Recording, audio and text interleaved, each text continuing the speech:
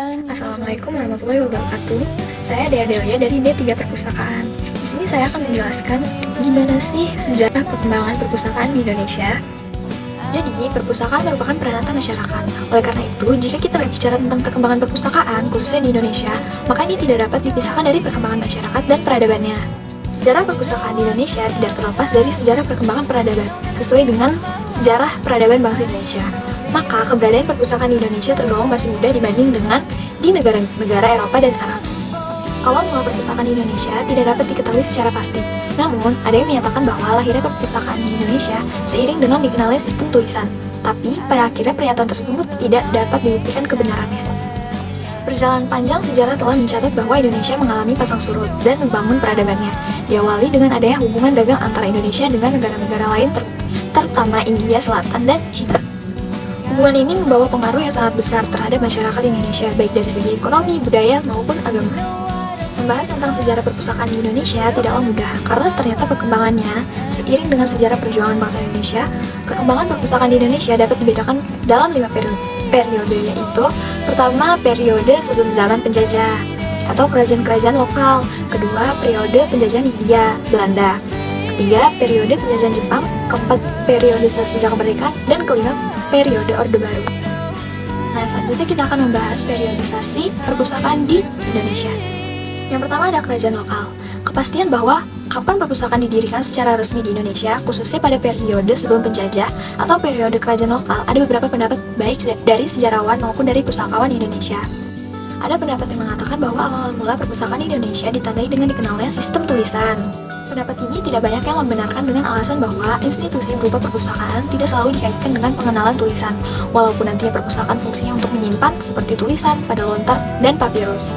Pendapat selanjutnya mengatakan bahwa perpustakaan sudah mulai dikenal di Indonesia sejak zaman Kerajaan Sriwijaya sekitar tahun 692 Masehi. Pendapat para pustakawan tersebut umumnya tidak ditunjang oleh penelitian yang mendalam, hanya berdasarkan asumsi bahwa Sriwijaya merupakan salah satu kerajaan besar pada masa lalu, sehingga dianggap pasti memiliki perpustakaan. Hal ini didukung oleh adanya informasi dari seorang musafir dari Cina, menyatakan bahwa sekitar tahun 695 Masehi di ibu kota kerajaan Sriwijaya hidup lebih dari 1.000 orang biksu. Di samping tugas keagamaan, biksu ini bertugas mempelajari agama Buddha melalui berbagai buku. Jika dikaji lebih lanjut, tentunya 1.000 biksu itu memerlukan buku agama Buddha yang masih ditulis tangan dan disimpan di berbagai biara. Bila hal ini benar, maka kemungkinan saja waktu itu sudah ada perpustakaan dengan alasan naskah agama Buddha disimpan di sebuah tempat serta digunakan oleh para pemakai, yaitu para biksu. Pendapat bahwa di zaman kerajaan Sriwijaya telah ada perpustakaan lebih berdasarkan pada analogi daripada penelitian. Yang kedua, ada zaman penjajahan Hindia Belanda. Perang salib yang berkepanjangan tidak hanya menimbulkan korban jiwa maupun harta di kedua belah pihak yang berperang, tetapi juga menyebabkan terjadinya penjajahan yang mengakibatkan penderitaan bagi negara yang terjajah. Semangat imperialisme tumbuh pada bangsa-bangsa Eropa untuk memperluas daerah jajahannya karena beberapa faktor diantaranya. Yang pertama, ada jatuhnya Konstantinopel ke tangan bangsa Turki pada tahun 1453 yang mengakibatkan terputusnya hubungan dagang antara Eropa dan Asia Barat sebelum dikuasai oleh bangsa Turki. Konstantinopel dikenal sebagai pusat perdagangan rempah-rempah di sekitar Laut Tengah. Yang kedua, pada saat itu terjadi krisis ekonomi dan kekurangan bahan makanan melanda daratan Eropa. Harga rempah-rempah dan bahan mentah lainnya sangat mahal. Yang ketiga, kemajuan ilmu pengetahuan dan teknologi, yaitu ditemukannya kompas dan senjata. Kompas berfungsi sebagai penunjuk arah pelayaran. Yang keempat, adanya buku Imago Mundi yang berisi kisah perjalanan Marco Polo. Buku tersebut menceritakan tentang dunia timur yang kaya dengan emas dan rempah-rempah. Kemudian yang terakhir, adanya semangat Reconquista, yaitu semangat pembalasan bangsa Eropa terhadap kekuasaan Islam. Berdasarkan sumber sekunder, perpustakaan yang pertama didirikan pada zaman Hindia Belanda adalah sebuah perpustakaan gereja di Batavia atau Jakarta. Perpustakaan ini telah dirintis sejak tahun 1624. Karena berbagai kesulitan, sehingga perpustakaan ini baru diresmikan pada tanggal 27 April 1643. Perpustakaan ini merupakan perpustakaan tertua yang didirikan oleh Belanda untuk memperkuat usaha penjajahannya di Indonesia. Perpustakaan Gereja Batavia pada waktu itu meminjamkan buku untuk perawat Rumah Sakit Batavia. Bahkan peminjaman buku diperluas sampai ke Semarang dan Juwana atau Jawa Tengah. Jadi dapat dikatakan bahwa pada abad ke-17 Indonesia sudah mengenal perluasan jasa perpustakaan. Berita tentang kegiatan perpustakaan gereja Batavia tidak lagi kedengaran. Lebih 100 tahun kemudian berdirilah perpustakaan khusus di Batavia pada tanggal 24 April 1778 yang disebut dengan Bataviaske Genootschap van Kunsten en Wetenschappen yang diprakarsai oleh Mr. J.C.M. Raidmaker atau Dewan Hindia Belanda. Berdirinya perpustakaan atau lembaga ini atas sumbangan-sumbangan dari para dermawan hingga tahun 1844. Kemudian pada tahun 1846 perpustakaan tersebut mengeluarkan katalog buku yang pertama di Indonesia dengan judul Bibliotheca Artium Scientiarum que Batavia Floret Catalog Systematicus. Hasil suntingan P. Blicher edisi kedua, terbit pada tahun 1848 dalam bahasa Belanda. Nah, koleksi-koleksinya diperoleh dari lembaga-lembaga penerbitan ilmiah di negara Belanda dan dari hasil pembelian yang dananya diberikan oleh Gubernur Jenderal di Indonesia. Sebagian besar isi koleksi itu tentang, yang pertama ada etnologi, yaitu ilmu yang mempelajari tentang seluk-beluk masalah kebudayaan dari suku bangsa suatu daerah di seluruh dunia secara komparatif dengan tujuan mendapatkan informasi tentang sejarah dan perkembangan serta penyebaran kebudayaan. Kedua itu ada antropologi, yaitu ilmu yang tentang asal-usul mempelajari manusia, kepercayaannya, bentuk fisik, warna kulit, dan budayanya di masa silam. Yang ketiga ada arkeologi, yaitu ilmu yang mempelajari tentang kehidupan dan kebudayaan kuno, ilmu yang mempelajari peninggalan-peninggalan bersejarah. Karena prestisinya yang luar biasa dalam meningkatkan ilmu dan kebudayaan, maka namanya ditambah menjadi Koninklijke Bataviasch Genootschap van Kunsten en Wetenschappen. Nama lembaga ini berubah pada tahun 1950 menjadi Lembaga Kebudayaan Indonesia. Selanjutnya pada tahun 1962, Lembaga Kebudayaan Indonesia diserahkan kepada Pemerintah Republik Indonesia dan namanya pun berubah menjadi Museum Pusat. Koleksi perpustakaan menjadi bagian dari Museum Pusat dan dikenal dengan nama Perpustakaan Museum Pusat. Koleksi perpustakaan menjadi bagian dari Museum Pusat dan dikenal dengan nama Perpustakaan Museum Pusat. Museum ini kemudian berubah lagi namanya menjadi Museum Nasional, sedangkan perpustakaannya dikenal sebagai Perpustakaan Museum Nasional. Pada tahun 1980, perpustakaan ini dilebur ke Pusat Pembinaan Perpustakaan. Perubahan lagi terjadi pada tahun 1989, ketika Pusat Pembinaan Perpustakaan dilebur sebagai bagian dari Perpustakaan Nasional Republik Indonesia. Nah, sedangkan di Bandung telah didirikan Perpustakaan Negara Pasteur pada tahun 1890, Balai Hidrologi dan Hidrometri pada tahun 1914, dan Observatorium Bosca pada tahun 1920, yang kemudian menjadi Lembaga Astronomi Lembang. Pendirian lembaga-lembaga dan balai tersebut juga diikuti dengan perpustakaan masing-masing. Pada tahun 1913 mulai diperkenalkan peraturan karya cetak dengan peraturan pemerintah No. 19 yang dimuat dalam Stadblad No. 7981. Peraturan itu berisi tentang dua hal, yaitu yang pertama, pemerintah setempat diminta untuk menyerahkan semua karya cetak baik yang berupa buku, majalah, koran, peta, dan sebagainya. Yang kedua, Departemen dan Instansi secara dinas diminta menyerahkan semua hasil karya tulis yang telah disebarluaskan dalam bentuk penerbitan kepada direksi lembaga tersebut. Karena peraturan itu, kemudian Perpustakaan Museum Pusat menjadi perpustakaan terbesar dan terlengkap koleksinya di Indonesia. Kemudian ada periode pada zaman penjajahan Jepang.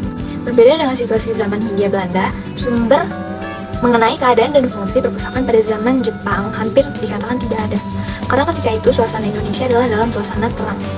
Selama pendudukan Jepang, open bar Leeszalen atau ruang baca terbuka atau ruang baca umum ditutup, sedangkan pengurusannya yang umumnya orang Belanda dimasukkan ke dalam tahanan militer. Akibatnya perpustakaan ditutup.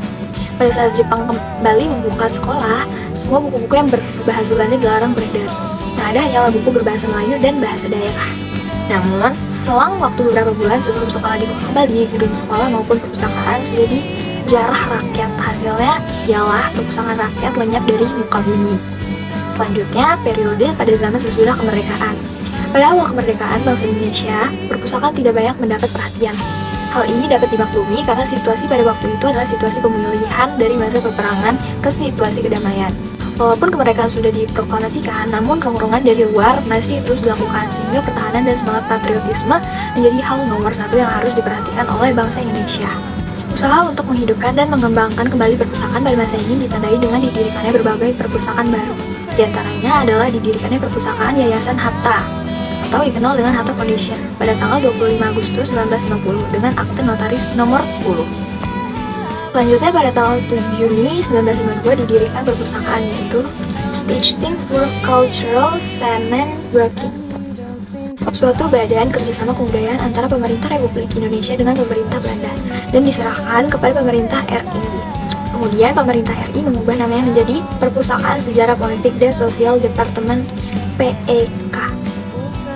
Pembentukan perpustakaan ini berdasarkan surat keputusan Menteri P dan K No 7870 atau pada tanggal 5 Maret 1957 ada 3 macam perpustakaan rakyat yang didirikan pada waktu itu, yaitu apa saja? Yang pertama ada perpustakaan rakyat tingkat A, yaitu koleksinya disiapkan untuk masyarakat yang berpengetahuan tingkat sekolah dasar, dan ini didirikan di tingkat kecamatan.